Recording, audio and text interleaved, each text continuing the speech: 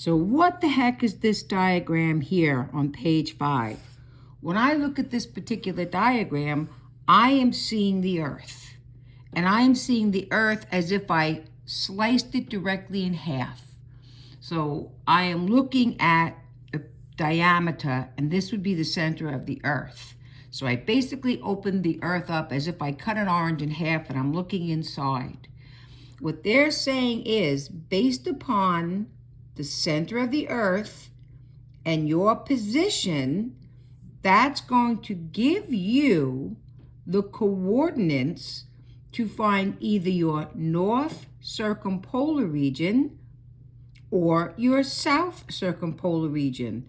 So when I'm looking at this, let's take a look at these different points.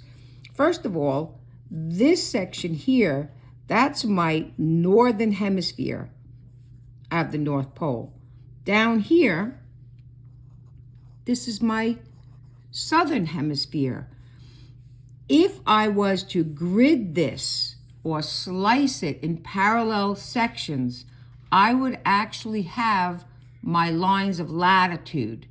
So this is going into where my lines of latitude is, but they're not slicing it.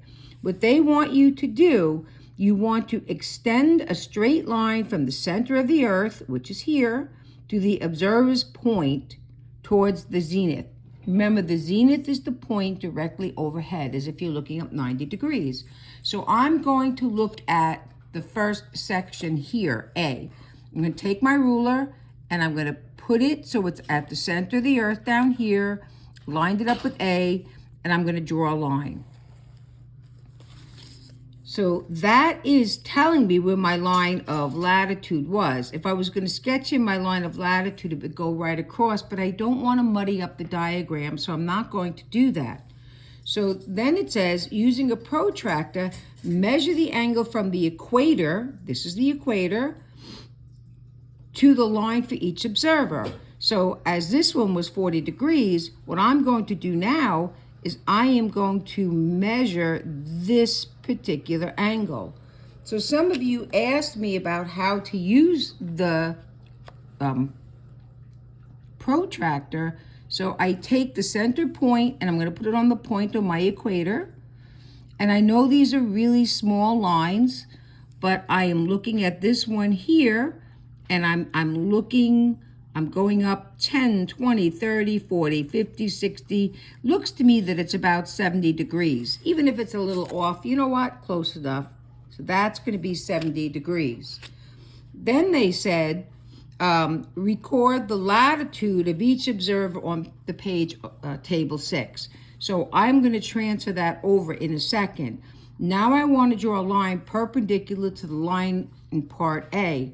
So perpendicular means this line, I'm going to take my protractor to help me. I line it up. I'm going to move it down. This is my 90-degree perpendicular. I balance it on the curved surface. Some of you would more correctly assume that this is a tangent. I am going to sketch in my line like this, and now I have a perpendicular line here. This line I could actually extend a little bit further, and I have made a line perpendicular to the latitude. So the last thing that they're going to ask you to do is to draw a line that's going to go up from the equator towards the zenith.